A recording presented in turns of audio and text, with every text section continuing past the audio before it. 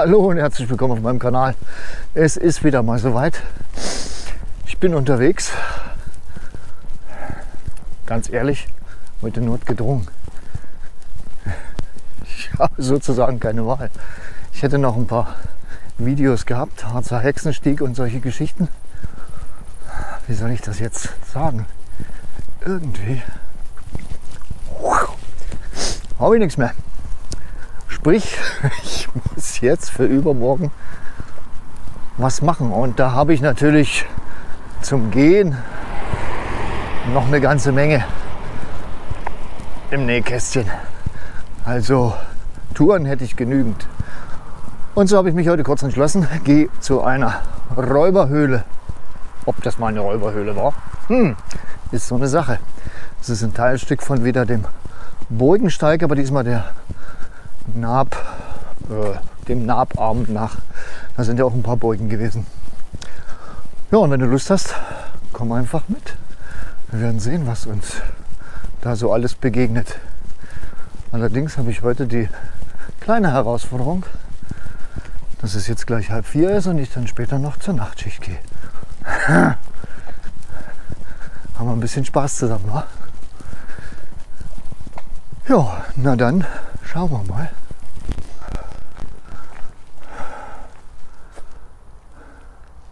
So sieht ein Spielplatz für Kinder aus. Hier dürfen die Kinder wahrscheinlich sehr kreativ spielen. Selber basteln oder so. Hier ist nichts außer dem freien Fleck. Aber es ist ja ganz gut so. Ich weiß nicht, ob du dir vorstellen kannst, wie man sich siegessicher fühlt. So, an den Laptop geht. Das sind noch 4 Etappen vom Harzer Hexenstieg. Ja, ist eigentlich gutes Material. Also auf dem Laptop nichts. Dann hängst du die erste externe Festplatte dran. Da ist wieder nichts. Die zweite, dann wird ja schon langsam komisch. Also mir ist es so gegangen. Wieder nichts. Und dann die letzte, deine letzte Rettung. 4 Terabyte, da muss das irgendwo sein. Nee. Oh, und da habe ich dann nebenbei bemerkt, dass da nicht mehr viel Material ist. Da wäre noch was vom Königssee, wo ich im Oktober 2019 war. Aber das teilweise die Videoqualität und der Ton, beides so grottig, das kann ich dir nicht zumuten. Jetzt muss ich gucken, wo ich hier lang muss. Links, rechts, geradeaus, geht alles Dreis. Geradeaus. Da geht's runter. Ah ja, genau. Runter und links sind bloß 2 Meter. Uppala. Jetzt muss ich ein bisschen aufpassen, sonst haut es mich auf die... Ja. Ah ja, da geht's. Ja. Und dann saß ich so heute früh da und dachte mir, das wird jetzt ein Stück Arbeit und eine Herausforderung. Naja, wie du siehst, bin ich hier und probiere das. Und wenn du jetzt das Video siehst, dann hat es funktioniert. Dann hat es geklappt. No, I'm on my way. Oh, ich sage dir, Tage gibt es im Leben. Da bist du blitzartig mitten in der Nacht wach. Ja, so war das halt. Aber hier ist wieder erstens kein Mensch und es ist schön. Richtig schön. Bin jetzt in Richtung Ettertshausen. Da geht es dann rauf zu dieser Räuberhöhle. Ist ungefähr auf der Hälfte von Ettertshausen nach Penk und hat einen Eingang. Vor 200 Millionen Jahre bis 145 Millionen Jahre war diese Jurazeit. Deswegen ist das hier der Oberpfälzer Jura alles. Hat also was miteinander zu tun. Und da wurde dieser Kalk, weil das ja mal Meeresboden war, aus diesem Stein rausgewaschen und so entstanden hier sehr viele Höhlen. Ich denke mal, dass eine ganze Menge dieser Höhlen noch nicht bekannt sind.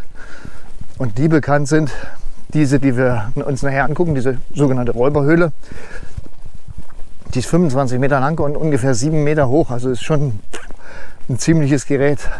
Und die hat dann auch noch einen oberen Ausgang, von dem man einen herrlichen Ausblick über dieses Napptal hat, wo oben auch mal ein Wachturm oben drüber stand, oberhalb dieser Höhle. Da müssten heute noch so Grundmauern da sein, so 1 Meter hoch, werden wir uns nachher anschauen. Und von da aus wurden natürlich Überfälle gestartet, so wie immer. Ja, und das werden wir uns mal angucken. Und dann geht es rüber nach Penk und dann langsam wieder zurück. Jetzt weiß ich, dass ich wieder was vergessen habe. Stirnlampe für die Höhle. Muss ich noch was dazu sagen? Ah, Mann. Gut, dass ich mal Cellphone dabei habe. Und übrigens befinden wir uns hier auf dem Jurasteig. Oh, ist das herrlich. Ist das ein schönes Licht? Du siehst es ja die ganze Zeit bei mir so im Rücken. Krass. Ja, das möchte ich mir heute gerne mal anschauen. Das habe ich schon lange auf meinem Plan. Bestimmt schon ein halbes Jahr, wenn das reicht. Und heute klappt es halt. Also es ist nicht irgendwo der Notnagel, wo ich mir was aus den Fingern sauge, sondern die Tour hatte ich eh schon vor. Wunderbar, und es ist niemand unterwegs. Das ist angenehmes Wetter, es müssten so 18 bis 20 Grad sein. Ich glaube, du hast die Sonne voll. Machen wir es so rum. 18 bis 20 Grad und sehr, sehr angenehm. Die nächsten Tage werden auch noch mal so. Die letzten waren ein bisschen, man sieht es am Boden, matschig, platschig, ziemlich rutschig, waren ziemlich feucht und kühl, aber der September beginnt schon mal richtig toll. Also ich hoffe, dass das ein richtig cooler Monat wird. Also eine Frage zwischendurch, hast du eine Ahnung? Sag mal, diese Räuber, waren das Fulltime-Räuber oder wie muss man sich das vorstellen, diese Räuber? Habe ich mir so im Vorfeld schon mal kurz Gedanken gemacht. Haben die Familie gehabt? Also Steuern gezahlt haben sie nicht. Die haben eher den Steuersäckel geklaut von dem Postkutschen oder so. Aber was waren das für Leute? Räuber. Man sagt immer so leicht, die Räuber. Was waren das eigentlich für Leute? Lohnt sich vielleicht mal drüber Gedanken zu machen. Und die werden ja nicht jeden Tag irgendwo rumgerannt sein, irgendein den Geldbeutel rauben. Ich glaube, das waren immer so punktuell. Sind die danach nach Hause gegangen, haben die irgendwo Familien gehabt und haben so, oh, ich bin kein Räuber. Nein, nein, nein, nein, ich bin doch hier der Bauer, mir gehört der Hühnerstall. Oder was waren das für Leute? Waren das hauptberuflich? Und das irgendwelche professionellen Räuber oder Aussätzige? Haben die ja, keinen Bock auf den ganzen anderen Mist gehabt? So wie das heute so. Waren das so eine Aussteiger ohne Wohnmobil? Ich weiß es nicht. Was meinst du dazu? Ich finde den Gedanken interessant. Und wenn man da ein bisschen weiter reingeht in die Geschichte und ein bisschen weiter spinnt, wow, muss ich dir das zeigen.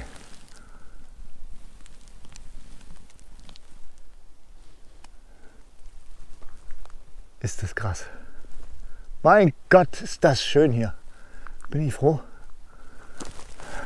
In diesem Moment, jetzt gerade, bin ich froh, auf der einen Art, dass diese ganzen hunderte Gigabyte weg sind. Weil sonst wäre ich heute nicht rausgekommen. Das ist der Vorteil. Leben in der Lage, sagt mein Freund Fritz immer. Machen, was ansteht. Und heute stand das an. Einfach rausgehen, neues Video machen, weil das alte Material ist. Sind wir wieder dabei.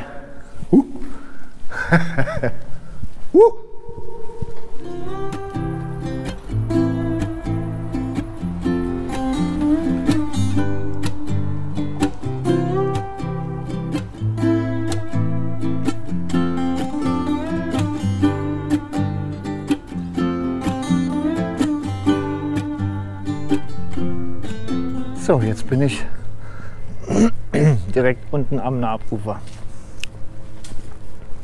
Und hier geht der Jurasteig vorbei. Herrlich. Also jetzt, spätestens jetzt weiß ich wieder, warum der Herbst meine Lieblingsjahreszeit ist.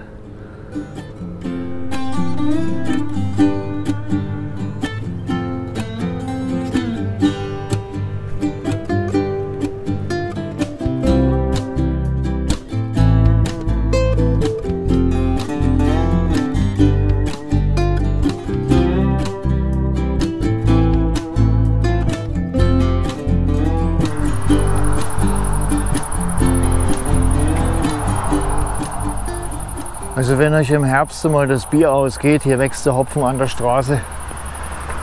Und zwar reicht es für eine ganze Weile. Für einiges an Bier. Obst ist auch reichlich vorhanden. Eine schöne Strecke, wunderbar. So, jetzt gehe ich wieder über die Naab. Das ist jetzt die Strecke Richtung Kalmünz. Sehr ehrlich, das ist herrlich. Wenn die Autos nicht wären, wäre es zu schön. Und das geht auch wieder nicht. Da drüben ist ein Bad. Man kann also in der Naab auch baden. Die hat immer noch im Moment ziemlich viel Wasser. Normalerweise ist da ein bisschen mehr Strand. Kann man das sehen? Nee, ne? Egal. Glaub's mir einfach. Aber hier ist recht breit. Gut. Ich glaube, in den 3-4 Kilometern fließt es in die Donau. Das ist also schon die breiteste Stelle. Also die mit dem meisten Wasser, würde ich jetzt einfach mal behaupten.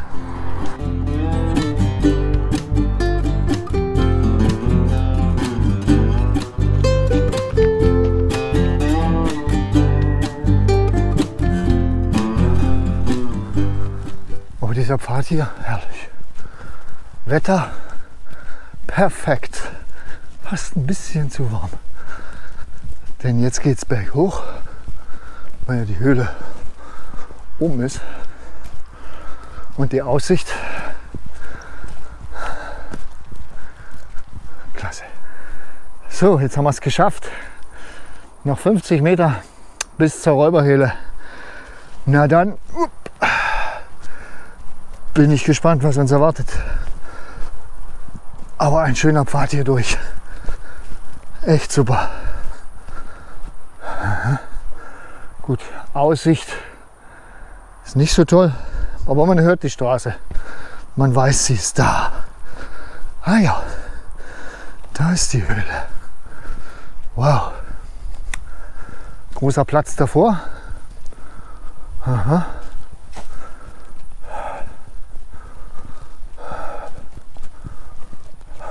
Ich glaube, das muss ich jetzt nicht mehr kommentieren. Klasse.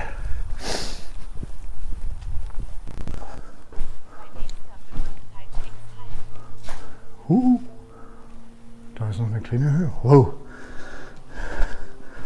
Ich versuche das jetzt mal. Krass. Ah ja. Mein Lieber. Das ist ein Riesenteil. Das siehst du wahrscheinlich nicht richtig. Krass. Das ist so fast rund ist die. Hallo. Man hört es. Lune. Runter. Aha. Hier wurde viel Feuer drin gemacht. Siehst du jetzt nicht, ne? Spinnen. Ja, aber das Übliche, was in solchen Höhlen ist, ein paar Nischen. Jetzt muss ich bloß auf meinen Weg aufpassen. Wenn es mich hier hinbrettelt, ist nicht so toll. Herzchen. Hat jemand Verlobung gefeiert? Herzchen. Naja, ob das notwendig war, weiß ich nicht. Aber da geht's raus. Da haben wir die Aussicht über die Naab. Wow. Das ist natürlich. Ach, hier ging mal ein Weg lang. Das sind Kletterfelsen. Wow. Hier. Das ist ja krass.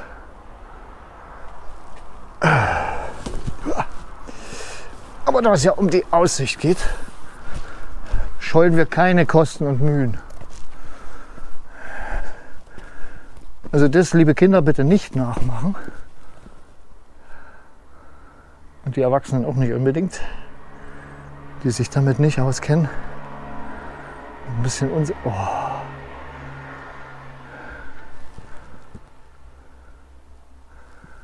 Ist das krass. Nee, bringt's alles nicht rüber. Und das ist hier der Weg, der ist noch seilversichert, also trotzdem nicht nachmachen, liebe Kinder. Hier wird es ein bisschen schmal, da unten ist wieder die Naab. Da werde ich wohl demnächst ein bisschen drauf paddeln. So habe ich es vor. Ach, das sind Kletterfelsen. Okay. Deswegen ist das hier. Also Kletterer dürfen gehen. Andere auch. Bis 30.06. Niet. Aha. Kletterregelung.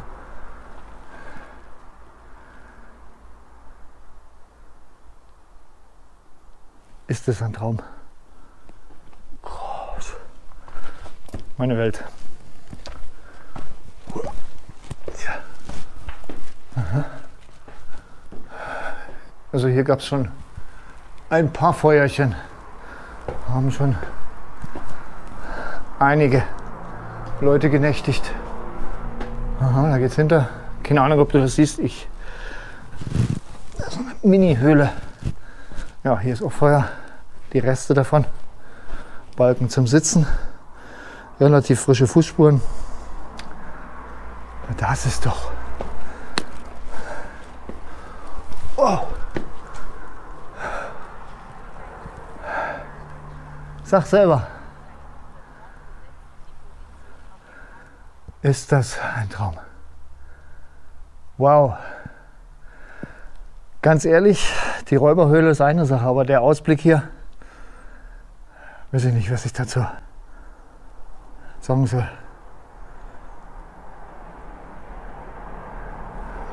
Das ist einfach gigantisch.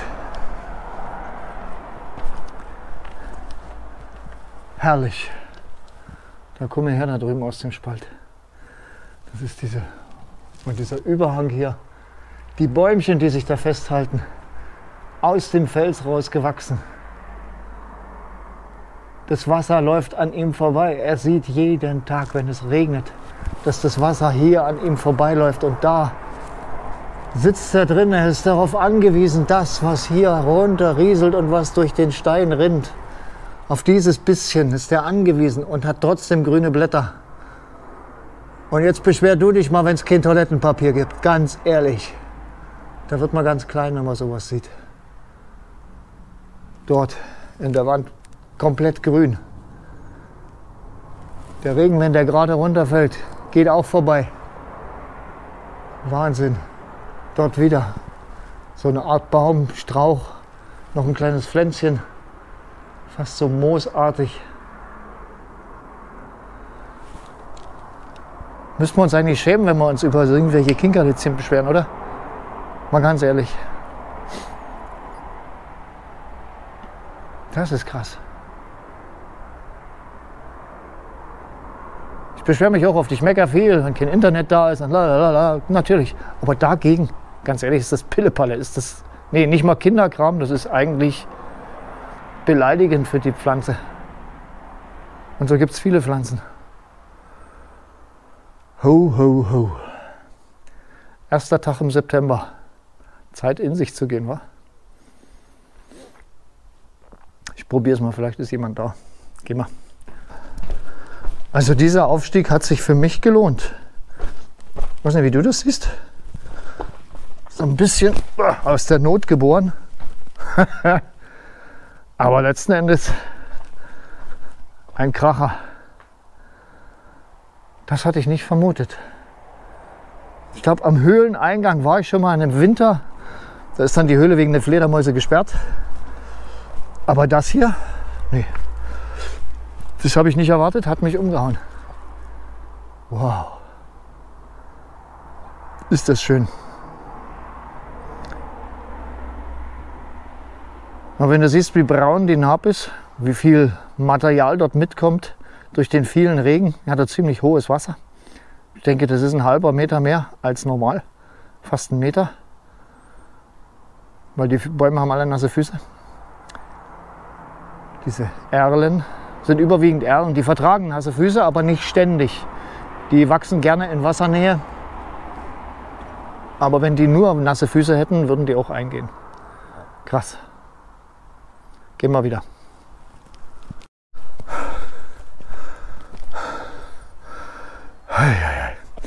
Bin jetzt oberhalb von der Räuberhöhle. Das müsste diese Restel dieses ehemaligen Wachturms oberhalb der Höhle sein. Jesus! Oh, das waren jetzt vielleicht 30 oder 40 Höhenmeter. Krass. Ich denke schon, und mitten drauf wächst eine Eiche. Du und ich, wir werden nicht mehr sein. Und wenn die Leute die in Ruhe lassen und nicht so einen Scheiß machen, dann wird das hier mal in 300, 400 Jahren ein Riesenteil, wo dann vielleicht unsere Urenkel drunter sitzen und sagen, wie alt mag der Baum wohl sein? Was mag der wohl alles gesehen haben?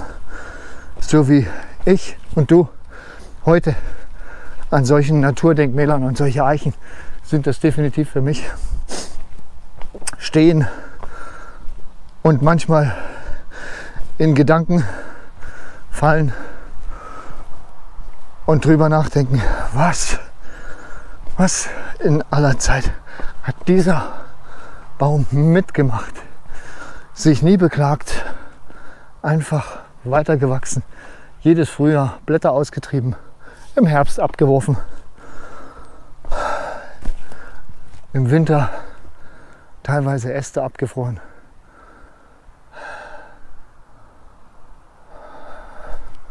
Ja, solche Gedanken gehen mir durch den Kopf, wenn ich in der Natur bin. Das ist herrlich. Hat jemand Feuer gemacht? Ich bin dir sicher, dass das nicht legal ist. Aber wo schon eine Feuerstelle ist, naja, muss man nicht daneben noch eine zweite machen. Da ist Penk und da unten haben sie so eine Verkehrsinsel gemacht. Direkt hinter der Verkehrsinsel ist ein Gasthaus, dann ist da drüben, darüber noch ein Gasthaus. Wow, komme ich denn jetzt hier runter, ohne dass ich mir die Ohren breche. Ah ja, hier. Hoppala. Ein Träumchen. Wow. Also hier ist kein Geländer. Wenn das hier glatt ist oder schmierig oder reif, mach's nicht. Weil der Flug, wie du siehst, mit der entsprechenden Ballistik geht direkt auf die Straße. Ist, glaube ich, nicht so erwünscht. Von keiner Seite. Von die aufräumen müssen und von dir wahrscheinlich auch nicht. Boah, da unten war ich gerade. Ist das eine Aussicht. Kinder, du brauchst in keinem bayerischen Wald, nicht in die Alpen. Altmühltal brauchst du auch nicht, es ist ein Abtal. Möglicherweise langweile ich dich, aber ich bleibe dabei. Hier ist es einfach schön. Du musst bloß rausgehen in die entsprechenden Ecken. Aber es gibt eigentlich überall was zu sehen. Ich finde es einfach traumhaft. Bin begeistert. Bin echt begeistert.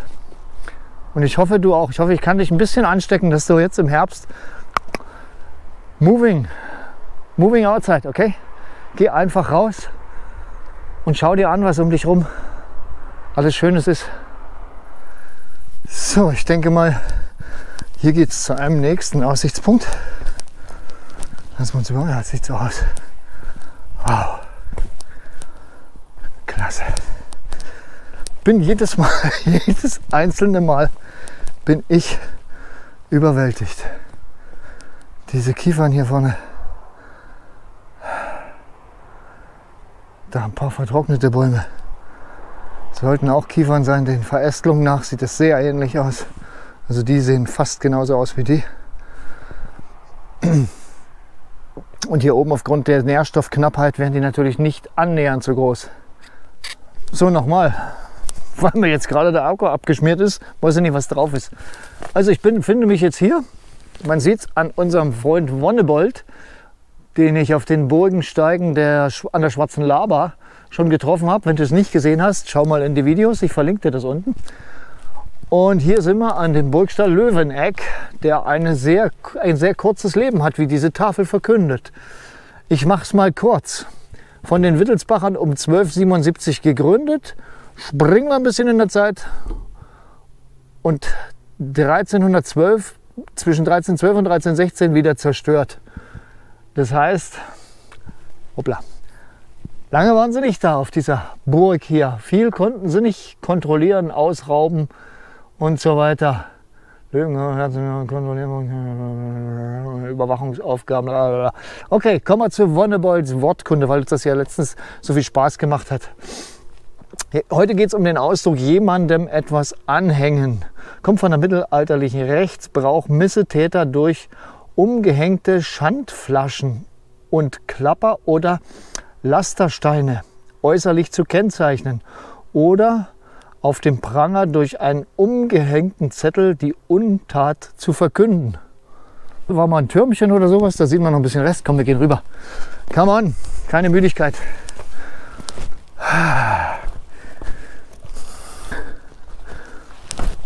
Schau her.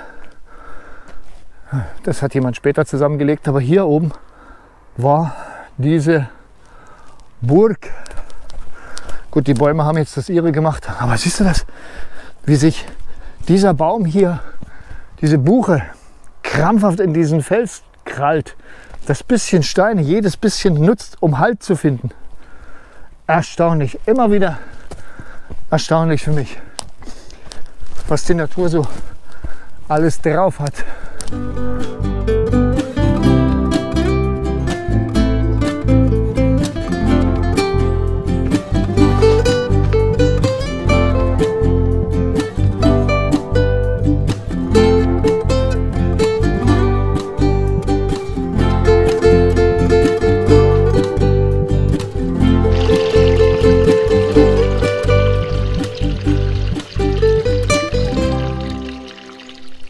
Okay, Zeit fürs Fazit. Mir hat die Tour gut gefallen, richtig Spaß gemacht. Das Wetter, du hast es gesehen.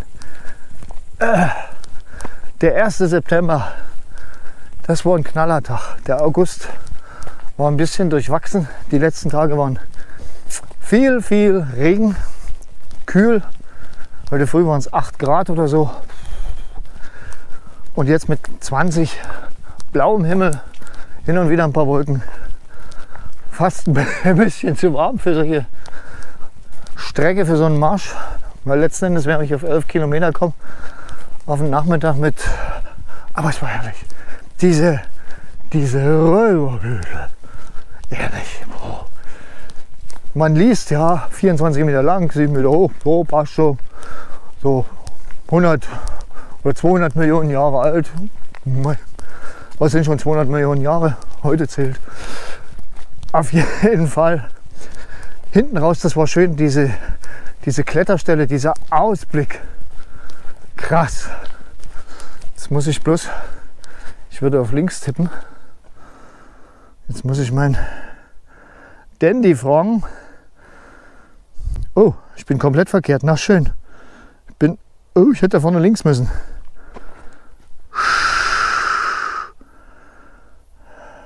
Nee, da muss ich zurück. Bin komplett verkehrt, ich habe mich verquatscht. Jetzt gibt es zum Schluss doch noch eine schöne Geschichte. Siehst du diesen Sportplatz? Der ist total verwildert. Jetzt habe ich gerade jemanden getroffen, der mir das erklärt hat, was hier passiert ist. Ich hoffe, man versteht mich trotz der Autos hier an der Straße. Und zwar sind hier letzten Winter, so hat er es mir erzählt, Leute mit Pferde und Wagen über diese beiden Sportplätze. Da oben ist nämlich noch einer. Über beide Sportplätze drüber, das war alles aufgeweicht. Und jetzt ist natürlich das Ganze nicht mehr bespielbar. Jetzt liegt der Fall vor Gericht. Ich weiß nicht, ob du aus der Gegend bist, vielleicht kannst du was dazu schreiben. Und es geht da wohl um so 60.000 Euro. weil man den Platz neu machen muss. Den muss man komplett neu pflügen, neu besehen, richtig schön einebnen, weil es soll ja ein Fußballplatz sein und kein Pferdeparcours.